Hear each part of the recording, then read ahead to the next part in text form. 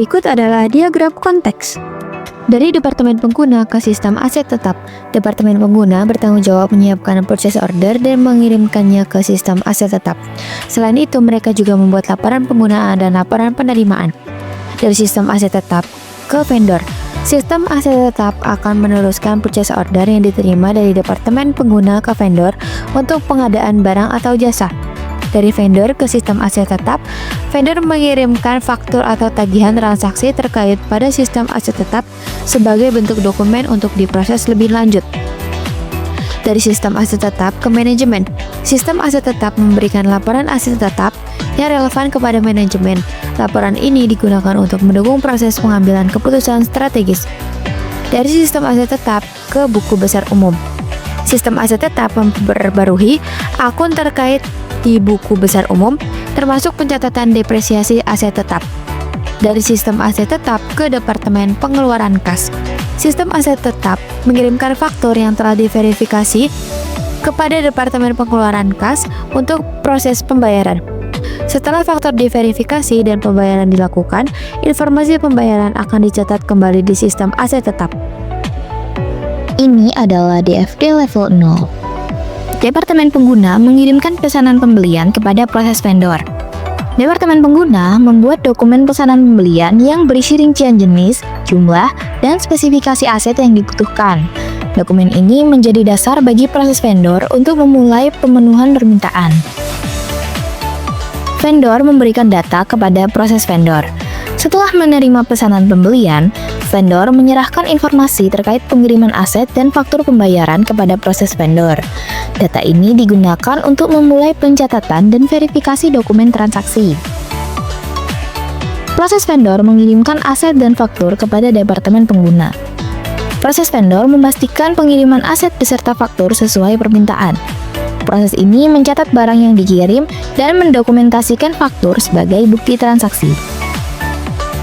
Proses vendor menghasilkan laporan penerimaan pengiriman aset dan mengirimkannya kepada proses Departemen Pengguna. Proses vendor memproses data dari vendor dan menghasilkan laporan penerimaan pengiriman aset. Laporan ini mencatat detail barang yang diterima, kondisi aset, serta informasi faktur untuk diverifikasi oleh Departemen Pengguna.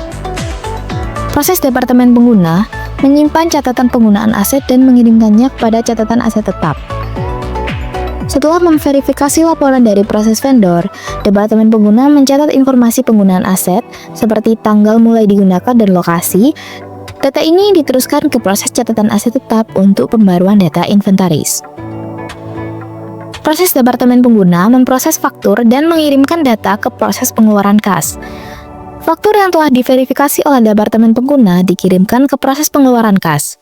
Faktur ini mencakup informasi tagihan yang harus dibayarkan seperti jumlah nominal, tanggal jatuh tempo, dan nama vendor. Proses pengeluaran kas menerbitkan cek ke vendor. Berdasarkan faktur yang diterima, proses pengeluaran kas menyiapkan pembayaran dan menerbitkan cek kepada vendor. Cek ini menjadi alat pembayaran resmi atas transaksi yang dilakukan. Proses pengeluaran kas mencatat rincian pembayaran dan menghasilkan jurnal pengeluaran kas yang dikirimkan ke proses buku besar. Setelah pembayaran dilakukan, proses pengeluaran kas mencatat detail transaksi seperti tanggal pembayaran, jumlah yang dibayarkan, dan nomor cek. Data ini dicatat dalam jurnal pengeluaran kas yang kemudian dikirimkan ke proses buku besar untuk pembaruan catatan keuangan. Catatan aset tetap mengirimkan data akuisisi aset ke buku besar aset tetap. Proses catatan aset tetap mencatat informasi terkait akuisisi aset baru seperti tanggal pembelian, harga aset, dan spesifikasi barang. Data ini dikirimkan ke buku besar aset tetap untuk pembaruan inventaris perusahaan. Buku besar aset tetap mengirimkan ringkasan aset ke catatan aset tetap. Setelah data akuisisi aset diterima dan dicatat, buku besar aset tetap mengirimkan ringkasan informasi aset seperti status aset, saldo nilai aset, dan laporan posisi aset. Ringkasan ini dikirim kembali ke catatan aset tetap untuk verifikasi dan pelaporan lebih lanjut. Catatan aset tetap menghasilkan laporan penyusutan dan pembuangan aset yang dikirimkan ke proses buku besar. Catatan aset tetap menghitung penyusutan dan mencatat pembuangan aset yang sudah tidak digunakan. Laporan ini kemudian dikirimkan ke proses buku besar untuk memperbarui nilai aset dalam laporan keuangan. Proses buku besar memperbarui buku besar dengan data dari jurnal pengeluaran kas dan laporan dari catatan aset tetap. Proses buku besar mengintegrasikan data dari jurnal pengeluaran kas dan laporan catatan aset tetap untuk memperbarui saldo kas, nilai aset tetap, dan transaksi keuangan lainnya di buku besar. Data yang tercatat di buku besar seperti ringkasan saldo dan laporan aset diteruskan ke proses integrasi dan kontrol untuk memproses data menjadi laporan keuangan. Proses integrasi dan kontrol mengirimkan data akuntansi ke buku besar. Setelah memproses data dari berbagai sumber, proses integrasi dan kontrol menyusun ringkasan data akuntansi seperti saldo kas, laporan aset tetap, dan transaksi keuangan lainnya. Data ini kemudian dikirimkan ke buku besar untuk memperbarui catatan keuangan secara menyeluruh. Buku besar memperbarui catatan berdasarkan data dari integrasi dan kontrol. Buku besar menerima data dari integrasi dan kontrol untuk memastikan semua catatan akuntansi terkini dan konsisten.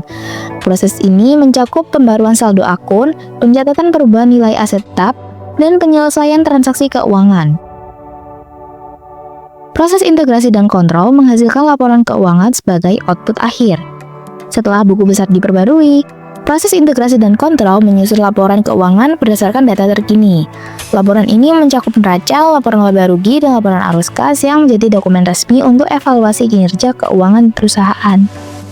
Berikut adalah DFG level 1. Alur dari Departemen Pengguna ke proses 1 pengadaan aset tetap.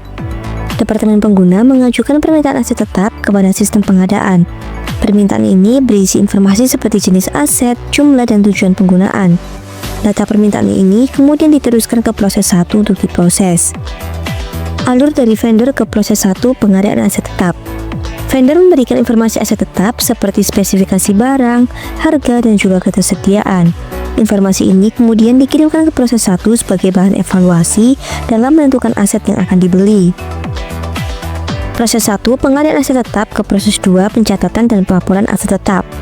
Setelah proses pengadaan selesai, data hasil pengadaan seperti jenis aset, harga, dan vendor yang dipilih kemudian diteruskan ke proses 2 untuk pencatatan dan juga pelaporan.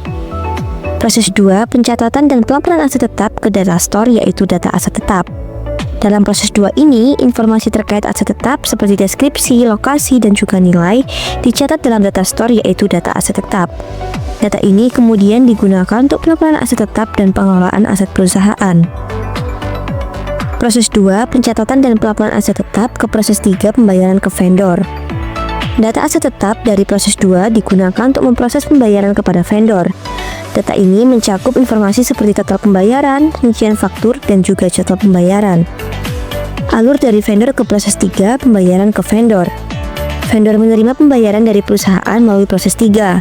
Vendor juga memberikan konfirmasi pembayaran untuk memastikan bahwa transaksi telah berhasil dilakukan.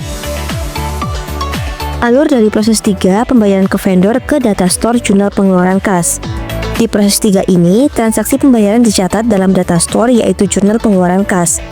Catatan ini kemudian digunakan sebagai referensi untuk mencatat pengeluaran kas secara rinci. Proses 3, pembayaran ke vendor ke proses 4, pencatatan di buku besar. Setelah pembayaran selesai, data transaksi pengeluaran kas kemudian dikirimkan ke proses 4 untuk pencatatan resmi di buku besar. Informasi ini mencakup total pembayaran, nomor faktur, dan juga akun yang terkait. Proses 4, pencatatan di buku besar ke data store jurnal pengeluaran kas. Proses 4, yaitu pencatatan di buku besar mengambil data dari data store yaitu jurnal pengeluaran kas untuk memastikan bahwa semua pengeluaran kas telah selesai sebelum dicatat ke buku besar. Proses 4 tidak mengubah atau menambah data di jurnal pengeluaran kas, tetapi hanya menggunakannya sebagai referensi validasi. Proses 4, pencatatan di buku besar ke data store buku besar. Setelah validasi dilakukan, proses 4 mencatat transaksi secara resmi ke dalam data store yaitu buku besar. Buku besar menjadi laporan keuangan resmi yang mencatat semua pengeluaran untuk pengadaan aset tetap. Berikut adalah flowchart prosedur akuisisi dan pemeliharaan aset tetap Surabaya CO. Proses dimulai dengan Departemen Pengguna mengidentifikasi kebutuhan aset tetap, kemudian membuat purchase order untuk aset yang diperlukan. PO ini kemudian dikirimkan ke vendor untuk diproses. Setelah diproses, vendor membuat invoice dan mengirimnya bersama dengan aset. Setelah Departemen Pengguna menerima aset dan invoice, mereka melakukan pemeriksaan untuk memastikan bahwa kondisi dan juga aset sesuai dengan pesanan. Jika semuanya sesuai, Departemen Pengguna akan membuat laporan penerimaan barang sebagai bukti bahwa aset telah diterima dengan baik dan lengkap. Selain itu, Departemen Pengguna juga memelihara catatan penggunaan aset yang akan digunakan untuk perhitungan penyusutan dan pengendalian aset di masa mendatang. Kemudian laporan penerimaan barang, invoice, dan catatan penggunaan aset tetap diteruskan ke Departemen Pencairan Tunai untuk diproses lebih lanjut. Di sini Departemen Pencairan Tunai memverifikasi invoice yang dikirimkan dengan laporan penerimaan barang yang telah disiapkan.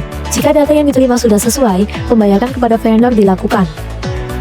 Jika belum sesuai, dilakukan penyesuaian terlebih dahulu. Kemudian membuat bukti pembayaran untuk dikirimkan ke vendor. Pembayaran ini dicatat dalam jurnal pembayaran tunai untuk memastikan transaksi tercatat dengan benar dalam catatan keuangan perusahaan. Setelah mencatat pembayaran dalam jurnal pembayaran tunai, kemudian diterbitkannya jurnal pembayaran tunai. Hal ini dikirim kepada Departemen Catatan Aset Tetap. Langkah selanjutnya, Departemen Catatan Aset Tetap melakukan pencatatan aset tetap, seperti biaya akuisisi, tanggal, dan lokasi aset. Kemudian dicatat di sebelah sub buku besar aset tetap. Selanjutnya yakni menyusun ringkasan berkala dari aset tetap. Hal ini dapat diterbitkannya ringkasan aset. Kemudian menghitung dan mencatat penyusutan aset dan diterbitkannya laporan penyusutan. Selanjutnya yakni mengidentifikasi aset yang tidak layak. Hal ini dapat diterbitkannya data kondisi aset tetap. Langkah selanjutnya yakni menyusun rincian aset untuk pembuangan, sehingga diperoleh rincian data aset. Langkah selanjutnya yakni melakukan pembuatan laporan pembuangan aset tetap, sehingga diperoleh laporan pembuangan lengkap 2 beserta arsipnya. Selanjutnya yakni melakukan pembaruan rutin sub buku besar aset tetap. Hal ini selanjutnya integrasi laporan penyusutan dan pembuangan aset ke buku besar. Selanjutnya yakni buku besar yang diperbarui dan melakukan rekonsiliasi buku besar dan sub buku besar aset tetap. Selanjutnya yakni dipastikan apakah data ini sesuai atau tidak sesuai. Apabila tidak sesuai, sehingga dilakukannya sebuah penyesuaian. Apabila sudah sesuai, laporan keuangan aset tetap dapat diterbitkan. 3 kelemahan potensial dalam proses fix aset. Yang pertama, ketergantungan pada koordinasi antar departemen. Proses manajemen aset tetap bergantung pada koordinasi antar departemen. Jika ada data yang terlambat atau tidak akurat, pengelolaan aset termasuk pencatatan depresiasi dan pelaporan dapat terganggu. Yang kedua, kurangnya fokus pada efisiensi operasional. Sistem lebih menitik beratkan kepatuhan pada standar keuangan, tetapi kurang memberikan perhatian pada upaya meningkatkan efisiensi penggunaan aset untuk mendukung operasional. Dan yang ketiga, keterbatasan pemantauan real time. Tidak adanya mekanisme pemantauan dan pelaporan aset secara real time meningkatkan risiko efisiensi penggunaan aset atau kehilangan yang dapat mempengaruhi tujuan perusahaan. Nah, solusi untuk dapat memperkuat pengendalian internal terkait dengan pengelolaan aset tetap adalah yang pertama yaitu pemisahan tugas, yang kedua penggunaan sistem otomatisasi, yang ketiga audit internal rutin, yang keempat prosedur standar operasional atau bisa disingkat dengan SOP, lalu yang kelima ada pemantauan inventaris aset, lalu yang keenam ada pelatihan karyawan, lalu yang terakhir ada review dan persetujuan jenjang. Dengan menerapkan langkah-langkah tersebut, Surabaya JO dapat memperkuat pengendalian internalnya, mendukung pencapaian tujuan operasional, serta meningkatkan efisiensi dan efektivitas dalam pengelolaan aset tetap.